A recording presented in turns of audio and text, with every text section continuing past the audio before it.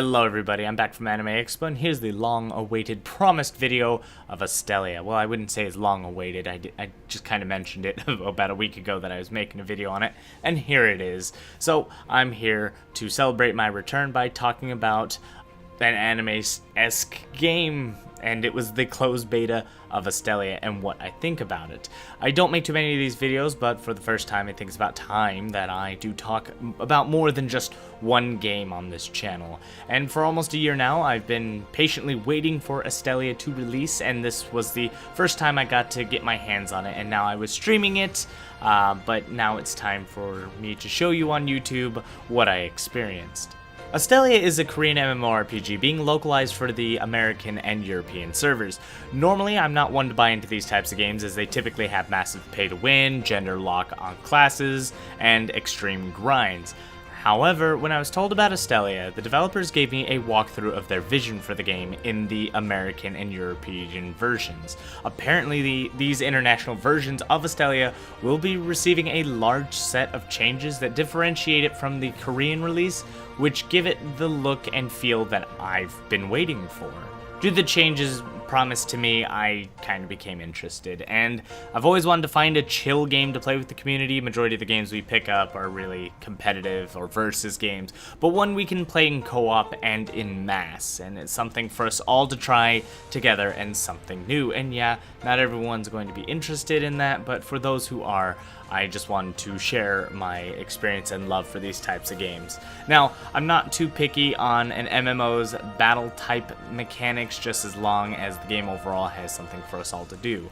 And the battle mechanics of this game is called tab targeting, which typically you can use the tab button to just swap between targets. You auto attack them, cast your spells against them with your hotkeys, and there's some action parts sprinkled in with like active dodge rolls and abilities to avoid attacks along with your own area attacks to hit them back with.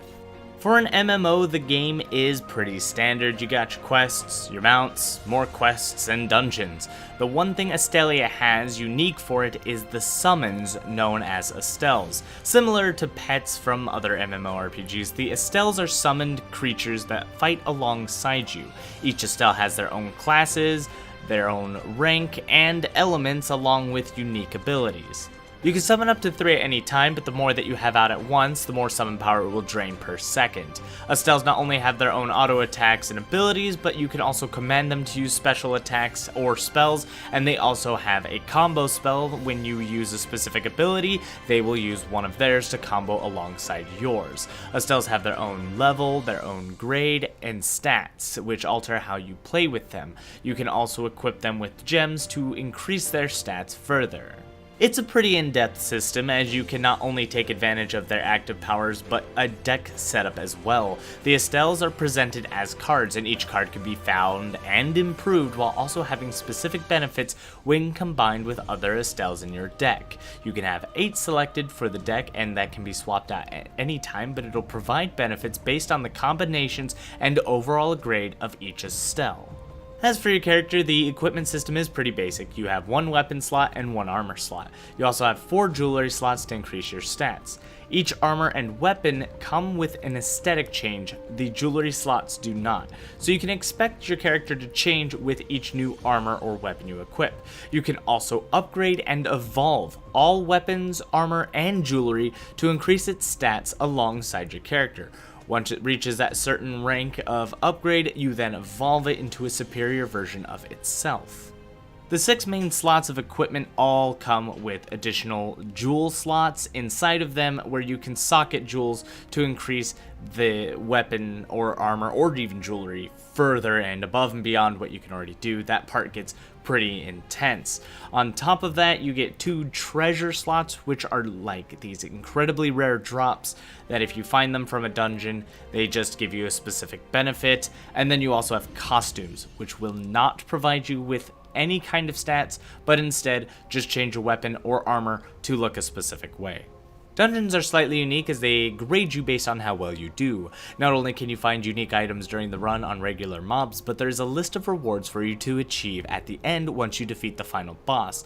The loot drops are better based on the rank you receive, which is judged based on the amount of time it took to complete the dungeon, alongside how many deaths there were and how many enemies of the dungeon were defeated. Score high and you're more likely to get legendary gear with treasures and even unlock additional Astels, which you want the duplicates for to increase their grade. On top of that, everybody gets their own rewards at the end, so there is no fighting over the final results. The parties are up to a group of 4, and each party member can also summon their Astels for assistance. And that all pretty much makes up for the majority of the Astellia experience. It does also provide a cinematic story, and you have your own professions to improve as well, such as cooking and the various typical blacksmithing, leatherworking, all that kind of stuff that you can improve throughout the way to increase your character's progress. And as you play through, you'll also come across various game modes such as the Colosseum, Arena, and Battleground. The Colosseum will have you and your party take on waves of enemies and grade you while putting your team on the leaderboard if you scored high enough. The Arena, to my knowledge, supports a 1-on-1, 2-on-2, and 4-on-4 combat, but I never did get to try those out during the closed beta. There's apparently a 100 versus 100 faction battle as well, known as Avalon, but you'll be assigning yourselves to one of those 3 factions during the time you get to that point in the game, but those factions won't be picked early game, and as far as I know, don't affect you except for the Avalon battlefield, so there's no taking away from your friends if you didn't pick the right faction and the such.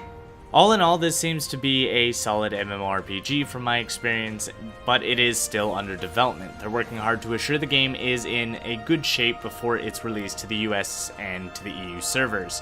There's been a few surveys taking in what we're interested in as to gauge what to add to the game once it releases, and it seems the devs are going to try to add more after the fact, which is good for those who want to play alongside a game that grows. To my knowledge, the game is buy to play. Once you purchase it, which is estimated to be about $30 at launch, then you play the game without having to pay a subscription fee. There is of course going to be a cash shop to keep the servers afloat, as no MMORPG can support itself without a constant form of income, but the developers promised no pay-to-win mechanics from the store, as they are making several changes to the game to remove all the negative aspects that the Korean servers have.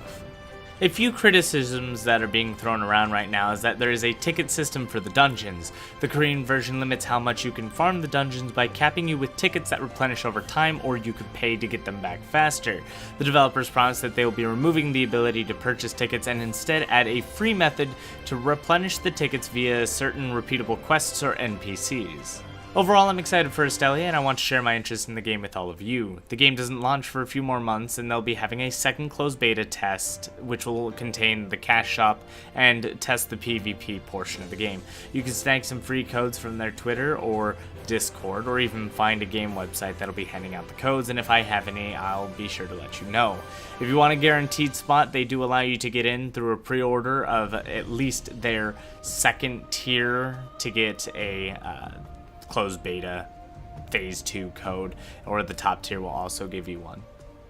A lot of my friends have asked me if I recommend this game, and I'm kind of sitting on the point that I don't know yet. I'm excited for it personally, but I know that a lot of other people who already play MMORPGs might find this hard to get into, as this doesn't bring very many new things to the table, if any at all. It just celebrates an old style of MMORPGs while also incorporating this new beautiful cinematic, and they also have so much work to undo from the Korean servers, such as gender locking, which is going to be quite the journey for them.